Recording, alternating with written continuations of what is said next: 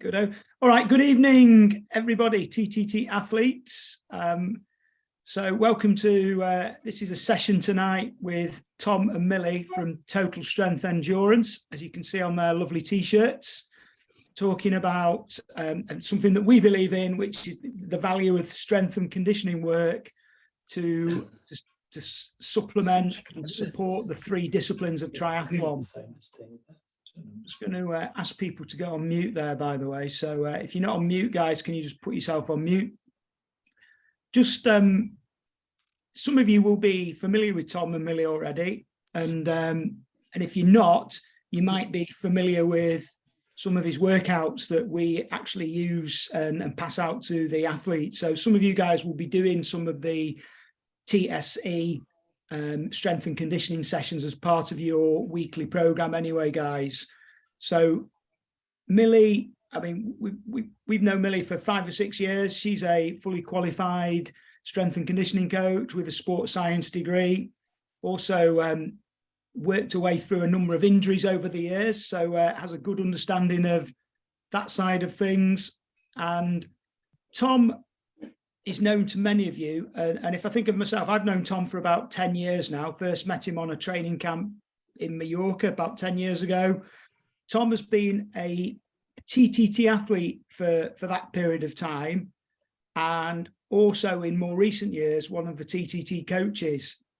And I mention that because I think that he has a very different perspective of strength and conditioning to your average PT out there, and I talk from experience. And so myself and a few of the other coaches have worked with various personal trainers over the years, and the general feeling is that these guys tend to come at it from a certain angle. I'm not saying it's wrong, but it's definitely not quite the same angle that somebody like Tom and Millie would come at it from, with a real understanding of the disciplines of triathlon. So, as an example of that, whoever was waffling there, go on mute, please. So one of the things that Tom does is actually, and Millie together, is a fairly in-depth screening process where they're looking at athletes like myself, and I've been and done this, as have Phil and Chris and a few of the other guys, looking at things like the range of motion and mobility. And those often are the limiting factors that will stop you running faster, swimming better, biking in a certain way. And it was no surprise that when I went there, these guys spotted lots of things that were wrong with Tony. So for instance, you know, I mean, most of you guys, you know, I'm definitely not the prettiest runner out there. And recently we had a run workshop, and one of the things that they noticed with me is that the actual the elliptical pattern of my foot movement is further in front of me than it should be. And in a perfect world, it would be further behind with more of an extension through. So dead easy for me to know that and then go and practice it. But Tom looks and sees me on the running machine and actually very quickly identified that I had quite tight hip flexors. So until we do some work on that, I'm very unlikely to be able to progress into this nicer running style that's far more efficient and theoretically make me run faster. And I'm not going to steal his magic, but he found, that was one thing he found. He found a few, you know, I'm weaker on one side than the other. There was something that's stopping me swimming as well as I should do. And there was something, a couple of things actually, where I'm not utilizing the full amount of power that I should have on the bike. So this for me was a real eye-opener. And he found things with the other coaches as well. So it's highly likely that these guys would look at most triathletes and find a number of things which are the limiting factors to you moving faster and better. So hopefully that positions it. And I'm now going to hand over to Tom and Millie and over to you guys really to go into a bit more detail, I think. Thank you. Can you just make us like a co-host so we can share the screen?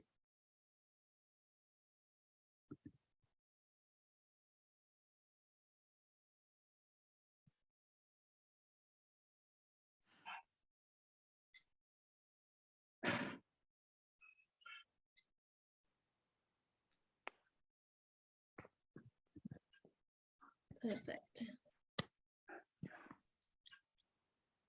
Perfect.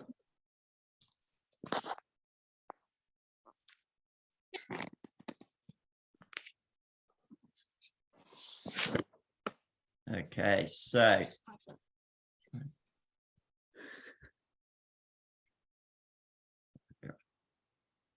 right, so yeah, as Tony said, Total Strength Endurance is a business that we've launched in assisting triathletes and endurance athletes specifically to unlock their athletic potential through expert strength and conditioning.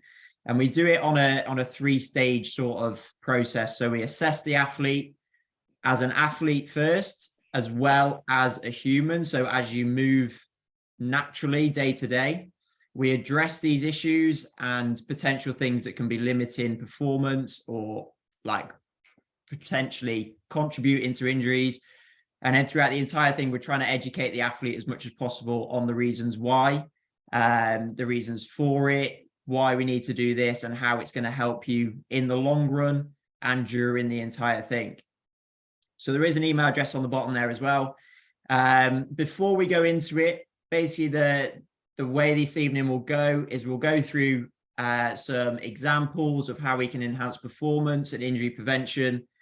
Then we'll go through how we work as a business and how we do the assess, address, and educate. And then we'll open it up to questions at the end. So if you have got questions, drop them in the chat box. TC will be monitoring. So if there's anything that needs like an immediate answer that's really important, he'll sort of jump in, ask it for you, and then we'll discuss it there and then. But the majority of them we'll leave till the end and we'll go through and answer them when we get to them. So we're both qualified. So I'm a level 4 strength and conditioning coach. I'm also a pain-free performance specialist and Ironman certified coach. Yes, as TC mentioned earlier, I've got a sports science degree and fully qualified level 3 personal trainer, and I've also got a pre and postnatal fitness qualification. And both of us have got 5 years each in personal training and strength conditioning. Yeah, and then combined, which is the important part when we're looking at helping endurance athletes, is between us there's 18 years of experience in endurance sports. Now, we are both quite young already, so we're only 26, but to already have 18 years of experience, we've been in it for a long time. We've dealt with injuries, we've helped a lot of people with injuries, and then we're just building up and moving through the process. So what is strength and conditioning? By definition, strength is the highest amount of force that a muscle group can produce under special conditions. And conditioning is any exercise that doesn't directly improve force production related qualities. Now, when we say about strength and conditioning, and this links back to where TC was coming from in the sense that generic PTs, now there is some very good PTs out there that don't do this, but there is quite a few who just think strength. If you say you're a triathlete, they think swim, bike, run, you need lat strength, shoulder strength, big quads, let's go on the leg press and we'll do some calf raises to help with the running. But when we actually break down strength and conditioning, strength is broken down into 5 different strengths initially. So we've got max strength, strength endurance, reactive strength, relative strength, and explosive strength. And all of these need training at certain times in the season. Under conditioning and strength itself, we open up the door to a load of things. So we've got tissue conditioning, flexibility, mobility, foam rolling is included in strength and conditioning, motor control skills, coordination, stability, nervous system training, and corrective exercises. And things like corrective exercises, a lot of athletes have been doing a corrective exercise for ages and season in, season out. But the grand scheme of things, if you've been doing a corrective exercise for 12 months, it hasn't corrected anything. And we need to get to the bottom of why and address the right exercise for you to actually correct the issue. Okay, so there are 2 main roles of S&C in endurance sports.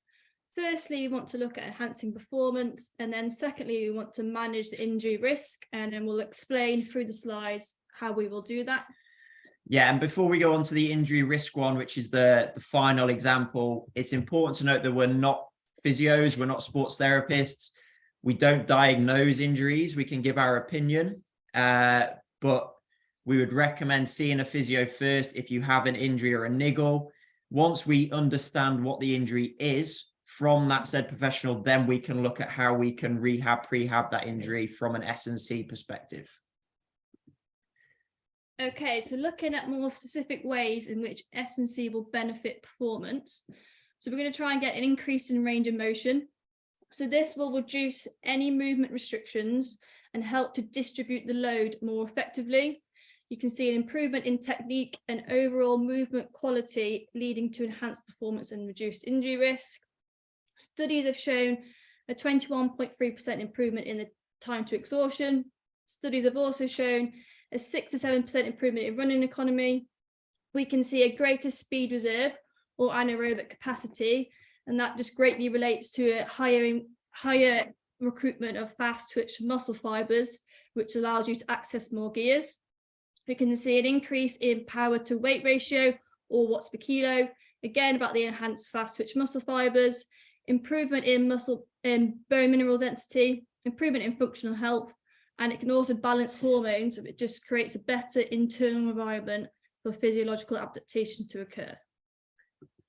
Now, if we break this down sort of by sport or by discipline, as an example for the swim, the role of S&C for swim performance is we're looking at increasing your mobility and range of motion through the shoulders, the lats, hips and ankles. We're looking at improving trunk stability. We're looking at improving strength through the lats, triceps and shoulders, strength through the posterior chain to assist in body position and kick efficiency. Now, we could easily pick an example of let's get stronger lats and you'll swim faster, but trying to make this a little bit more out of the box and more day-to-day for majority of age group athletes. The example at the bottom is basically showing an ideal swim position on the right-hand side. So flat body position, nice high elbow, but the majority of age group athletes spends the majority of the day sitting, whether that's commuting, whether that's sitting down at a desk working or just sitting on the sofa. Over time, this is going to create muscles to shorten. So we can have the rounded shoulders, the slightly forward head position, tight hip flexors. And if we spend in 12 to 14 hours a day sat down, how are we supposed to get into a perfectly flat, streamlined position for that 1 hour swim? It's physically impossible, because if your hip flexors are that tight, your legs are going to be sinking. And it's okay for swim coaches, etc., to say you need to change your head position. But if you've got a limiting factor there, that the head position isn't going to change anything if your hip flexors are that tight and sinking legs. So we're looking at addressing things like this to assist in performance. Okay, so enhancing performance on the bike. So on the bike, we need to be able to generate repeatable force in specific positions. For example, we have repeatable hip and knee flexion and extension and fixed ankle joint through the power phase. We need good core stability to hold an aerodynamic position. We need good mobility and flexibility so it doesn't limit our force production, but also allows good run mechanics following the bike. So a common issue we see when you're cycling a lot is your hip flexors become tight and short, which then limits your ability to drive hip extension, and that limits your run performance and can also cause run injuries. And then for cycling, if you cannot apply the force, you cannot apply it quickly or repeatably.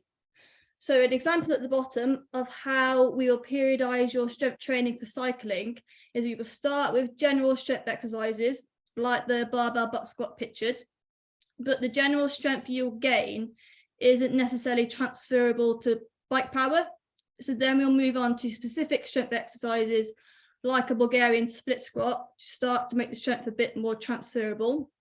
We will then move on to concentric power exercises, which gives us the ability to move the force quickly and gives us the specific bike power. Yeah, it's important to note as well with the bike, side of things, the same with the swim and the run, is that depending on your race discipline or distance and the style of race, the training is completely different. If we're looking at draft legal races where you're on and off the power all the time, you're going to have to generate a more like a bigger amount of max force than, say, an Ironman athlete who's got to sit in a slightly compromised position for 4 to 7 hours. Okay, so everything is different. And you can even see on the specific strength exercises how much more similar that exercise looks to a bike position than a box squat. And then with that exercise, we can start manipulating like the body position. So we can start to include a forward lean, which then puts you into that little bit of an aerodynamic position. And we start contributing to things that way. So for the run, in this example, we're looking at hip extension or triple extension, which is probably the biggest power phase in your run stride. So we're looking at full hip extension, full extension of the knee, and that toe off, which is your extension of the ankle. The role of S&C for run performance is you've got higher force through the ground on each stride. We've got improved technique from an increase in range of motion. We've got greater coordination, more elastic tendons. You've got that muscle fiber type shift again, and then that 6 to 7% improvement in running economy. And the muscle fiber type shift links to that increase of VO2 max sustained. Now, if you look at the pictures, you can see that all of these, now you'll know all of these athletes. If you've seen any of the Ironman races this year, you've got the Norwegians at the top. We've got Ali Brownlee on the left. Lionel Sanders is next in, then Laura Philipp, then Lucy Charles. Now, all of them have this in common in that they can get into this very good triple extension position, showing that they've got good range through the hip flexors, good strength through the glutes and the full posterior chain while maintaining good upper body positions. Now, the standout one in this one is Lionel Sanders. Now, if you watch him run in a race, the majority of people will say his form is awful or he's got one of the ugliest run styles on the Ironman circuit. But from that picture, you can see that he is very, very good. He's probably got the biggest amount of hip extension there, and he's very strong through the glutes at moving forwards. The other thing to note with run performance is your weakness might not be coming from hips down. If you've got a weakness across the upper back, for example, and you start to round the shoulders as you start to fatigue, if that's the first thing to break down in your run form is the upper back muscles and the shoulders round, before you know it, you're running like a question mark. The upper back is rounded in front. Once you're in that position, it completely changes the position of the pelvis. You're unable to drive from the glutes as well as you were initially. So what we've always got to think is what's happening with the legs might not be contributed by just from the lower body. We've got to look at the body as a whole picture. And then the little quote on the right, you can't change what your body can't handle. And that links back to what TC said right at the start after we went on the run workshop. You can't just change your run form. If your body's not ready for it or your body can't get in the positions to do so, it's just going to lead to injuries. It's just going to lead to frustration that you can't like just do it. You can change it in small areas as you go. But the biggest thing is addressing what is the limiting factor first and then starting to change it over time by becoming stronger with a bigger range of motion. Okay, so when looking at managing injury risk, so at the center of injury risk management is training load management. And there's two ways to manage training load. So the first way is we want to improve our body's tolerance to stress. So using S&C, we improve strength qualities such as changing the muscular architecture, changing tendon structure, increasing muscle tendon stiffness, increasing bone mineral density, make adaptations to our ligaments, and improving tissue and endurance and their capacity. And from a training perspective, this looks like slow, progressive increases in training load. And then option 2 is we can reduce the amount of stress, which is probably the way most athletes go. As soon as you get injuries, it's let's stop training, reduce the amount of stress, and then they move to option 1. Let's progressively increase the training load and see if it holds off. From an S&C perspective, we are looking at reducing the amount of stress by improving your mechanics and technique. So that improved range of motion, improved stability, improving the correction of muscular imbalances, improved activation of synergists and fixators, so the smaller muscle groups that are helping to stabilize every movement, and then improved inter and intramuscular coordination, which is your recruitment of motor units within each muscle and then within a movement. And we're going to go into an Achilles example for injury risk management. But just before we go on, it's important to know this improved range of motion. And if you've come from an Achilles injury, you've probably been to the physio and they've told you you've got weak calves, get them stronger and your Achilles will go. However, a lot of the time, and it's happened to me in the past with previous Achilles injuries, the calves were strong enough. The issue actually came from the fact my hip flexors were tight and it was overusing the calves and putting more stress on the Achilles than it needed to. So as an example for injury risk management, the Achilles is one of the most common injury sites in triathletes. During running, the greatest vertical ground reaction force occurs during mid-stance during the run gait. So this is when the foot's landed, there's a slight bend in the knee, the foot is underneath the hip, and you're just about to go into that triple extension and toe off phase. In that phase, there is between 1 to 5 times 3 times body mass, depending on running speed. So what that means is when you walk or run slowly, you're looking at roughly 3 times body mass every step. Once you start running faster, and obviously this changes depending on the athlete and how you run, but you could be up to almost 15 times body mass going through that lower limb every single step. With ground contact times of 100 to 150 milliseconds at a cadence of 160, give or take strides a minute. Now, there was a study previously that showed in an elite runner, in a 30-minute run, they only spent 6 minutes touching the floor. Now, that is the amount of stress. Now, if you're covering a 30-minute run, these guys are looking close to 8, 9, 10K almost, and they've only touched the floor for 6 minutes. That's how much force has got to go through the lower limb and the tendons around it. Throughout the entire thing, the ankle is acting stiff with a little change in muscle length. The Achilles tendon stores and then releases energy. Now, when we look at this as sort of a whole, when we looked at the swim example, we've got to have flexible ankles, obviously, because if these are stiff and the toes are pointing down, that's excessive drag. For the bike, we've got to have stiff ankles that can move well to create a smooth pedal stroke. And then in the run, we've got to have stiff ankles that rebound really quick. So we've got to find this balance between the three, which makes S&C for triathlon specifically quite complex.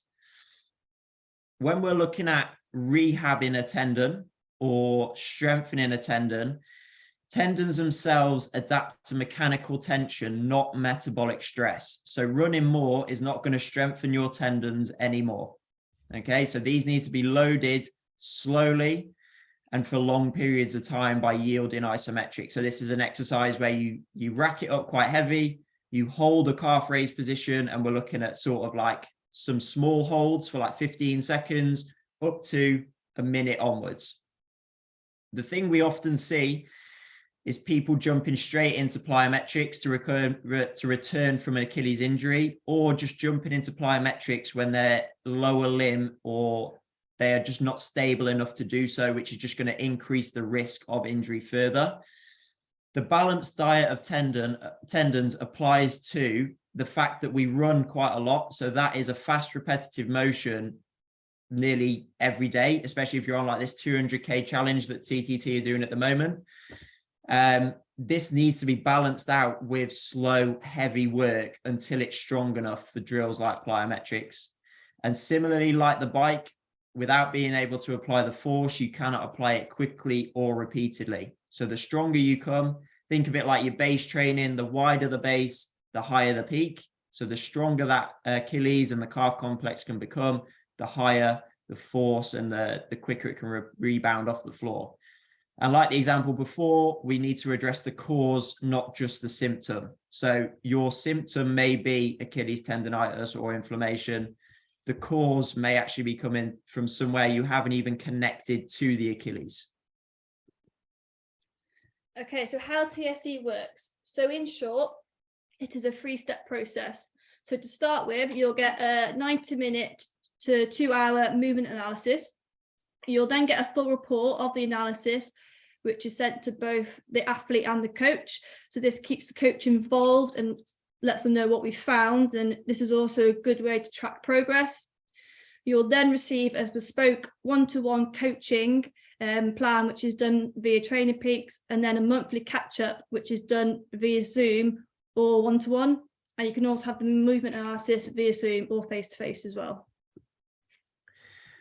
So the movement analysis itself, like Mel said, it's either in person or online, and it's a comprehensive musculoskeletal analysis. We start by just a general conversation, looking at injury history and training history. And then we move into the 3 stages of the screen. So we spend the first 30 or so minutes looking at mobility. Then we look into movement quality. So what happens to you and your body when we start adding in small movements to begin with, then bigger movements, looking at a whole joint, things like that. And then towards the end, we move into the strength capacity testing. Why do we do it? And we're basically looking for any muscular imbalances, what could be limiting performance and what could be contributing to injuries, but also to provide the basis for training prescription. And this is what we'll cover later on in a minute. It's a long process, but it goes very quick as you're busy the entire time, but you will learn a lot about yourself during it, and you'll take a lot away from it on how you can help yourself. And yes, so most of the movement analysis involves simple functional movements like a lunge or a squat.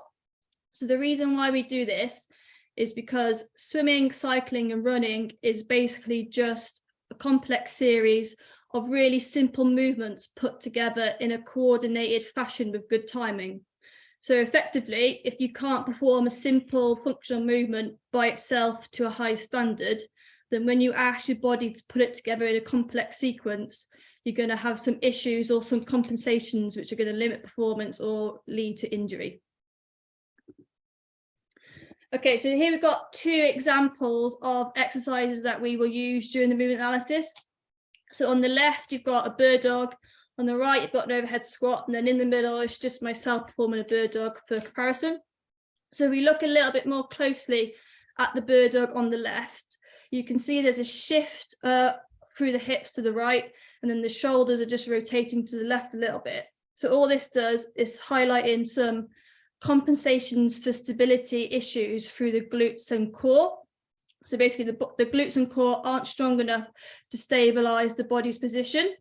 So those issues through the glutes and the core will transfer into swim, bike and run, and either limit performance or contribute to some sort of injury. Yeah, and then the picture on the right. So we've got an overhead squat. For the majority of people, this would look like a decent squat. So it's TC, and he is performing a good squat there. So he's got good depth. But the important thing to note is, and we had this discussion with TC before the movement analysis, what you might not see, or it's very minor on this one, is the slight hip shift to the right, which follows the dead bug a little bit. But the reason for this hip shift, which a lot of people would put down to maybe like glute instability or a stronger right or left leg, which TC does have. But the actual hip shift in this one was due to his left calf. Okay, so you can see in the picture that left foot is slightly, only small amount, externally rotated more than the right leg. Okay, now TC had a previous Achilles injury on the left side, and during the ankle mobility tests, his left ankle was a lot stiffer and a lot more immobile than the right. Now, what's happening in the squat is as he goes down, the foot's having to externally rotate more because the knee can't pass over the toes as easily. The knee slightly caves in, but because TC's good with quite good glute stability, he can keep the knee pushed out so it looks like his knees are tracking over the toes, but what's happening is that rotation in the hips is pushing the hips over the right leg, which then as he drives back up, uses the right leg more than the left, which then contributes to the imbalance that we spoke about earlier, that his right leg is stronger than the left. Now, if he was to go to the gym and perform squats all the time, all that will happen is his right leg will keep getting stronger than his left, because we're not correcting the imbalance here. Okay, so when we build the plan, we consider multiple factors. So we're going to consider age, we will consider gender, and the reason why we consider gender is because there is male to female physiological differences. And an example of that is, for example, women will have a higher risk to knee injuries because of a higher Q angle than men. So this angle is the angle of the femur relative to the pelvis, which is greater. So this just means the femur is naturally placed inwards. So when you do activity, the knee naturally comes inwards. So this just increases the demand for glute strengthening for women. We will then look at sport and race distance. This is because demands for a sprint athlete will be slightly different to the demands of an Ironman athlete. We will look at time availability. So that's time you can give per session and also the amount of sessions you can complete per week. We look at injury history. And injury history is quite important because even if your last injury was 5 years ago, because of that injury, it is likely that your body's mechanics has changed because it will try and help that injury. So it is important that we look at that. Look at training age in relation to strength training. We'll look at the results from the movement analysis. We'll look at quality of movement patterns. We'll look at occupation. And like Tom said before during the swim slide, your occupation, if you've got a desk job, it's going to alter your posture. We'll then look at medical considerations, time of year or season considerations, and the equipment available. So whether you need to perform the sessions in your gym or has to be at home. So then when we start building this plan, it starts being broken down into phases. So we've put what actually happens in each phase, but we've tried to break it down so it's a little bit easier. So phase 1 is starting out. Phase 2 is moving well. Phase 3 is getting strong. Phase 4 is building and maintaining. So in phase 1, we're looking at correcting those imbalances, working on mobility, stability, motor control, and coordination. Through phase 2, it's important to note that we still maintain everything we've just done in phase 1, while then starting to load the tendons and muscles a little bit more with an introduction to low intensity plyometrics. Then as we move into phase 3, which is our getting strong, we're looking at high-end tissue load tolerance. So this is where the weight starts to go up, high intensity, high compliance plyometrics, while maintaining phase 1 and 2. So we never fall back into that imbalance. Then as we move into phase 4, build and maintain, we're looking at maintaining that load tolerance, slightly changing the plyometrics so they're a little lower compliance, which is just the amount of rebound needed. So it reduces the injury risk a little bit. And then again, maintaining all 3 of the first phases. So it's easy, or we can sort of break this down into different sort of ways to look at it. So you can look at this, well, we do as the athlete themselves. So where do you need to start? Do you have imbalances? Do you need to start at phase 1? Can you start at phase 2 while doing something in phase 1? Yes, you can. You can start in phase 3 while doing things in phase 1. And we'll find this balance as we go, because it also falls into where in the season are we. Phase 1, for example, is now. The ideal time to do phase 1 is now. It's perfect. Less training load in general. You're not worried about racing. It's the perfect time to correct any imbalances. Come the new year, we can look into moving into phase 2. Phase 3, we're looking like sort of pre-season, just before the races are starting. We're getting used to loading the high load tolerance, getting the muscles strong, getting springy with the plyometrics. And then in phase 4, we can look at that as the season itself. We just maintain the strength throughout the entire season. Okay, so here is an example of what a session may look like within Training Peaks. So for this example, the session is 45 minutes, but sessions can be anything from 10 minutes to an hour. So the session is built in around your current training program. So we will always build your S&C work around your swim, bike and run training. So for each exercise, there's individual YouTube videos. Within each YouTube videos, we are talking through the key technique explanations just to make sure you are performing the exercise correctly. And within the pre-activity comments, we will leave information like why we have given you that exercise to do, why it is important for you. And also it might have key coaching cues that are a little bit more specific to you as an athlete. And then for each training plan, there's going to be options for at home or at gym-based sessions, or maybe a mixture of both. Yeah, don't get put off by the session that's on the slide as well. This is one of the high-level athletes who has done a lot of, has a large background in strength and conditioning already, so can handle this sort of load. You would not be going straight in on something like this. This is something to build up to. So we're covering everything in here from hip control, strength and plyo, lateral strength, rotational stability, hip extension. This is like almost peak level phase 3 work. When to strength train. Now, this is like the biggest thing and probably the most important thing of it all. Strength training should be done year round. And we see a lot of people at the moment, and it's quite often you see it on Instagram. There's a picture of a barbell or a picture of the gym floor, and it's this time of year again. It should be done year round. Within a week, it's scheduled around key sessions. So we make the hard days hard, so the easy days are easy. Now, as you're all part of TTT, you understand this theory of training.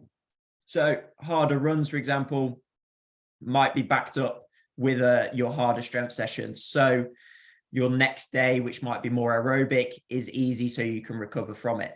It can be broken down into training units, which basically means we can train certain things on certain days and keep it small and often. It can be included in warm-ups for sessions. It can be included in pre and post mobility sessions. And the example at the bottom is 2 athletes that we've got. Okay, so one athlete does 1 strength session a week of 45 minutes, 1 accessory session of 30 minutes, and 1 run warm-up of 15 minutes, totaling 90 minutes per week of strength and conditioning. Athlete 2 is also doing 90 minutes of strength and conditioning, but has a slightly busier life. So they do 2 short strength sessions of 20 minutes, 2 accessory sessions of 20 minutes, and then 1 reset session of foam rolling and mobility to finish the week. Both of them 90 minutes covered. Both of them have covered everything they need to improve as an athlete, correct imbalances, get stronger. It is very individual on what's going to work for you. And this is something we work on all the time with good communication and get this right from the off.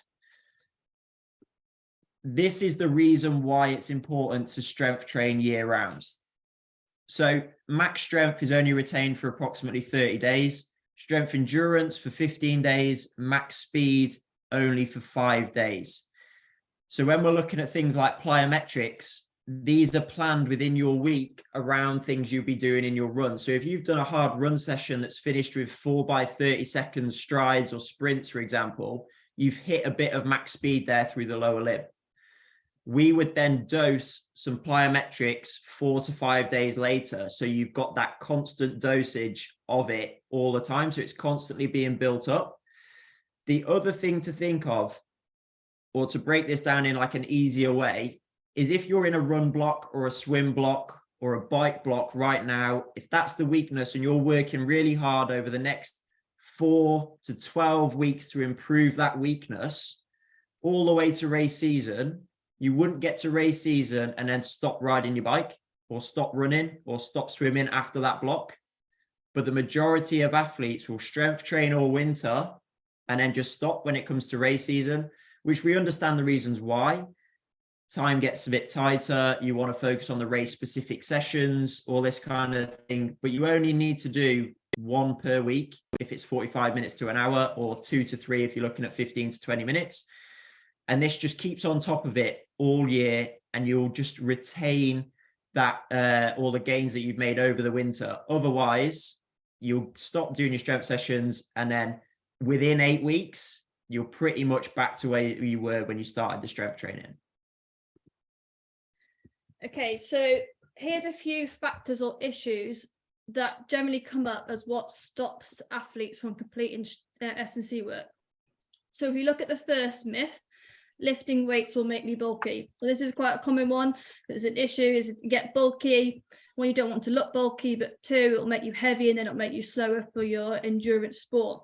But if we look at it, with the amount of aerobic volume and metabolic stress that endurance athletes complete per week, it's almost impossible to gain enough muscle mass that's going to be detrimental to any endurance sport.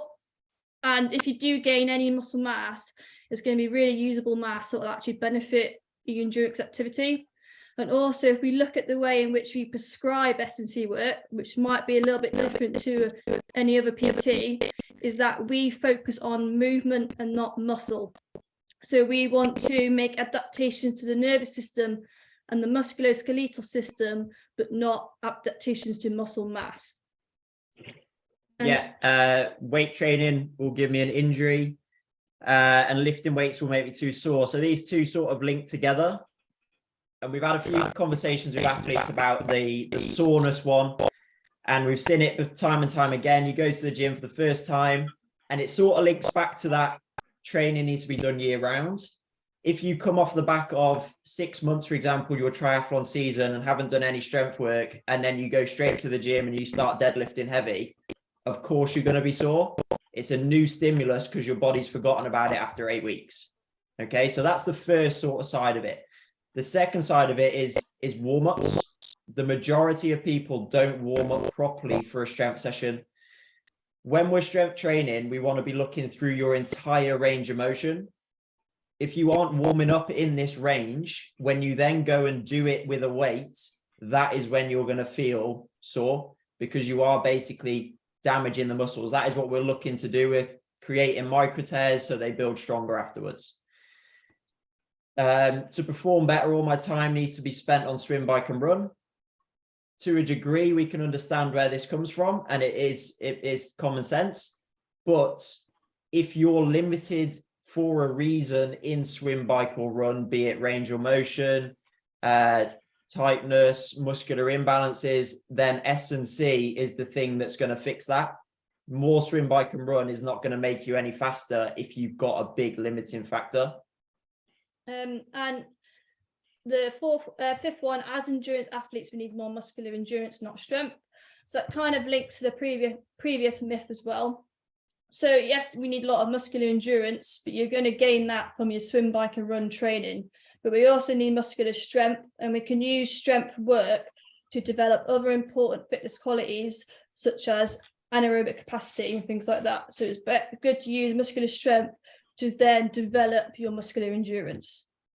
And then the final one, it takes too much time, which then links back again to the slide before. It doesn't have to take up too much time. If we plan it right and you do it in a sensible and smart way, you won't even notice that you've done it. For example, if you've got a 45-minute swim and you're at the gym and you're like your facility already, could you nip in the gym after you've got changed or before your swim, do 10 or 15 minutes of mobility and light strength work, then swim? Your session's only gone to an hour, but you've ticked off 2 sessions in one go. And there is another myth that I've literally thought about an hour before this one, which someone said when they were in with us, and it's this: no pain, no gain. It couldn't be further from the truth. We are not trying to create loads of pain. We're trying to, the easiest way we use is stimulate, not annihilate. So we want to stimulate the muscles and expose the body and the tissues and the skeletal system with enough stimulus to get benefits and gain from it without putting you to the point where your session the next day is going to be compromised. There will be times where we lift heavier, which may create more fatigue, but never should it actually hinder the session after. Once you're warmed up in the session after, you should be fine. You might feel a little bit of stiffness, but it shouldn't affect the session itself. So as we go into like the final couple of slides, these are just 4 things that we want you to think of, or just to like stick in your head when you go off after this call, is why should you do it? So you're trying to create your own professional team. You've got to treat yourself as a professional athlete. You might have a masseuse already. You might have worked with a nutritionist. You've got a coach. You're within TTT. You might have other areas that help you in your performance. Strength and conditioning is another one. Have another professional in your team to give you the most in your plan. You wouldn't put a Ferrari engine in a Fiat 500. Now, this is the biggest one probably, as well as the one underneath. You can do all the aerobic training you want to in order to get faster in our sport. But if your body is like a Fiat 500 or any other smaller car, you're not going to go anywhere for a very long distance if it starts breaking down. So you've got to be strong enough to handle the amount of aerobic load you need to do and the speed you want to race at in that aerobic race. You can't fire a cannon from a canoe, which links to stability. So you can be the strongest person in the world, but if your base is not stable enough, the cannon's not going to fire in the direction you want it to. So if we look at running, if you're really strong through the glutes, through the glute max and the quads and the posterior chain, but your glute medius is really weak and your knees are collapsing everywhere or your ankles are pronating, all that strength you've got in wanting to push you forwards, half of it's going to be lost in trying to correct all them stability issues. And then the final one, which everyone knows, Miranda Carfrae's quote, "I don't need more muscle, I need the muscle I have to work to its fullest potential." So this is what we do when we look at how we're training movement and we're training coordination and motor control and nervous system. So this is about teaching the nervous system to fire up those muscles with good timing so you can actually utilize the power that you have. If you've got poor coordination, poor timing, poor motor control, then you're not going to fire your muscles in the correct sequence. So you're going to compensate and you're not going to use that muscle to full potential. Yeah. And then finally, you can find us on Facebook. You can find us on Instagram, both at Total Strength Endurance. And then if you want to note down our email address, nice and simple, info@totalstrengthendurance.com. And you can fire us any questions you want to, or you can just get in touch if you want to go through some of the process again or find out any more information like that. So that is us. Let's just stop this show. Great stuff. Thanks, guys. I think we have had some questions come through. I know there was, in fact, it was Nick sent a question through. You could actually ask your question since you're on, Nick, rather than those guys read it out. Which one of the 4 do you want? Go for them all. Fine. Yeah, go for them all. Okay. So sometimes, I know I'm going to be working with you shortly, but sometimes I find it an excuse to go to the gym, but I mess around that much that by the time I get there, I'm run out of time. What are the 3 core exercises? And I don't mean the core, I mean the 3 main exercises, if you were time crunched, that you would insist on getting through in a gym session, triathlete based. Okay, so I definitely go, if it's that short on time, you're probably more beneficial going mobility and looking at improving range of motion to begin with. Or if you can tie in 1 mobility and then 2 strength is probably a good way, and you're covering both boxes. Strength wise, a Bulgarian split squat is probably one of the biggest exercises to go to for both run and bike performance, but it also loads the core quite well. And then you can look at sort of just general sort of lat strength as well, or a generic core exercise like a dead bug where we start coordination as well. Okay. Yep. Thank you. Are leg presses the best thing overall for strength towards cycling? You want to go for this one? It's yes and no, I suppose. So they're good. So the leg press depends if you're on a seated leg press or you're on a lying leg press or you're on an incline. But with any leg press, changing your foot position will change the muscles you're using.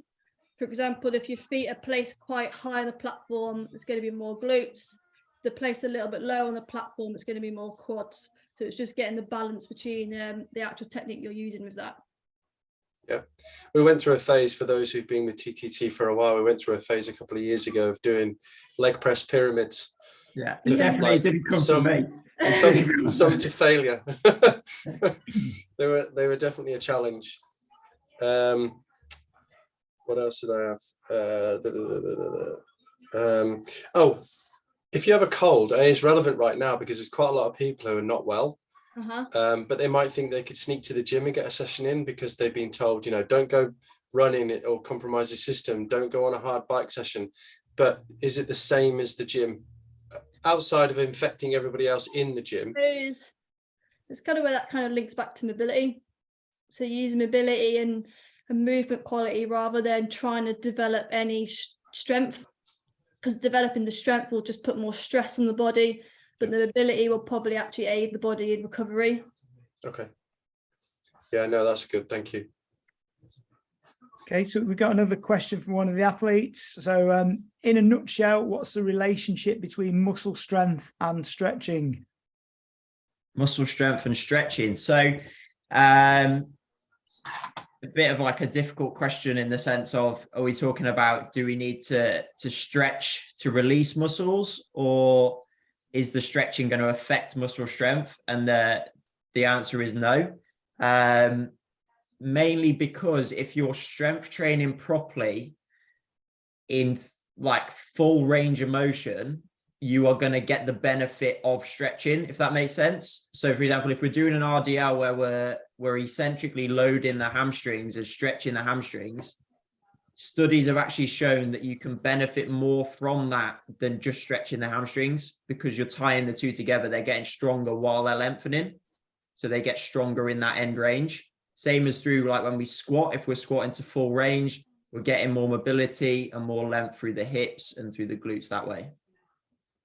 Okay, thank you. We've got a question from Arthur Connell. Arthur, you're welcome to come on and ask this question yourself rather than me read it. Are you still there, Arthur? Hey, Tony, thanks. Luckily I haven't had any injuries or anything like that, but I've got a couple of athletes, and one of them gets really tight calves after a hard session, and the other one gets tight calves when he does hill running. So I mean, I do all my hard sessions in Vaporflies, and that kind of, you know, they're like really nice big sponges to run on. So I don't know why, what could be happening to them, and how can they strengthen those parts of their legs to stop themselves from getting injuries? They're just overusing their calves. So you probably have to look further up the chain and think their glutes aren't working efficiently. So you would need to strengthen the glutes, get the body to use the glutes whilst running. So using exercise like a triple extension based exercise, actually teach the body to use the glutes. You then might think, are the hip flexors too tight? Are the adductors too tight? So it's quite hard to say about seeing the athlete, but those are the general issues that come from tight calves. Okay. Yeah, and we also like, is why are they tight? Are they tight because they're weak? Which is usually the case with muscles. So like when we talk about tight hip flexors, it could be due to like the day job, but it could also be because they're weak and they're going tighter because they're trying to match the strength of other muscles. Obviously, when we contract a muscle, it goes tighter. So like do that rebound. Are they tight because they're being overworked, or are they overworked because they're weak? So it's sort of that, do they need to build strength through the calf as well as the posterior chain and the glutes? Okay, thanks. I'll feed that back and head them your way. Any more questions? Did we have any more through from email, guys? Oh yeah, Zoe Murphy message. So our TRT coach. She asked for time crunched athletes again, what are the top 3 core exercises for runners? Now, when we look at core, people just think core is the stomach, where your core is actually shoulders through the glutes, including the hips. So we're looking at like an entire mid portion of the body. For relation to running, we'd break it down into a anti-extension exercise. So resisting the spine's ability to extend, to keep like the spine stacked. We're looking at anti-flexion, so hinging over, and lateral flexion, so bending side to side. And then we're also looking at rotational exercises. So as an exercise, for example, a dead bug. Now this is one we can regress and we can progress really good. So we can add some hip flexor work in it as well. It helps with coordination and things like that. So that is your like anti-extension exercise. Rotational, we'd look at a high to low wood chop, as this can then, you're getting mobility through the T-spine, you're locking into position, which then teaches an anti-rotation. And then finally, we'd go for like a farmer's walk, where we'd walk in with a good sort of run mechanic high knee walk loaded on one side. So your job is to keep the body perfectly straight while the weight is trying to pull the body over to the side. So people think like core exercises is all about crunches, sit-ups, leg raises, planks, all that kind of thing. Now planks are good, and there's ways we can adapt them even more for running, but the majority of the time we need to focus on the sport specifically and what the sport needs. Thanks, Tom. Really good. Any more questions from anybody? I think we are about Did to actually wrap send up. one more in, to be fair, Yeah. and that was squats. There's always a good way and a bad way of doing them. So if you are looking in the mirror, what are the 3 key things, or what are the key things to look for to make sure you're doing them right? So you want to make sure your knees aren't caving in. So a good way to stop that happening is when you squat down, you want to think about pushing your knees out, or you can add a mini band around just above your knees to apply pressure to the outside of the band so your knees stay pressed out. You're going to want to make sure your heels aren't raising off the floor. So often if athletes have got tight ankles or poor ankle mobility, your heels will raise. So again, you can combat that by just elevating the heels with a block or a plate. Did you want to add to that? With the feet as well, it's keeping the big toe down. As daft as it is, the big toe is connected or like works alongside the glute. So as you're driving the knees out, it's keeping the big toe down. And then things like keeping the chest up, back nice and straight. You want to sit as straight as you can, basically. Okay, top. We've got one more in there, I think, in the chat. Hi, it's Pete Robertson. I sent one, I think, just direct to yourself, Tom. Yeah, I think I made a bit of a hash of asking it. I think basically it was, I think you answered part of it during the myth busting slide. And it's basically, in the past, I've done some strength work with weights, whereas then I've ended up 1 or 2 days in afterwards, I've ended up with DOMs. And it's gone into a really crucial run interval session, and it's affected my running. So I was kind of, do you fit it in after a really important run session, day before? Where do you kind of put them in? It's very individual. DOMs can come anytime from 12 to 72 hours, and everybody's different when it comes. So it might be a case of fitting your strength session in so your DOMs land on an easier day. So for example, if, like I think you put in the message, hard run on the Thursday, if you did your strength work on a Tuesday or the Wednesday, for example, would that miss the Thursday and then you'd get hit by the DOMs on the Friday, which would be okay because it's an easier day. We've also got to look at sort of the things we want to do as a whole is not fail in your swim, bike and run session. So you don't want to lose in your swim, bike and run session. You want to be able to tick them off as that's the sport. In the gym, we're in a controlled environment, and you can sort of lose in the gym to the sense where you can go to the point almost of failure. But I would definitely be doing it on a hard day after a hard session, mainly because if you're doing it fatigued, it doesn't really matter. Thank you. No, that's fine. Is that it? Is that everybody? I think that's everything, guys. Yeah, superb. Thank you. Cool. Thanks for joining, everybody. Yeah, Thank thank you. you. Cheers, guys. Thank you.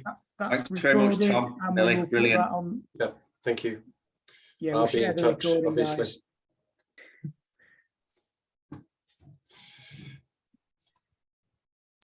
Cool.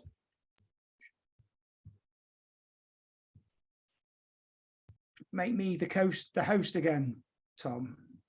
Do you know how to do that?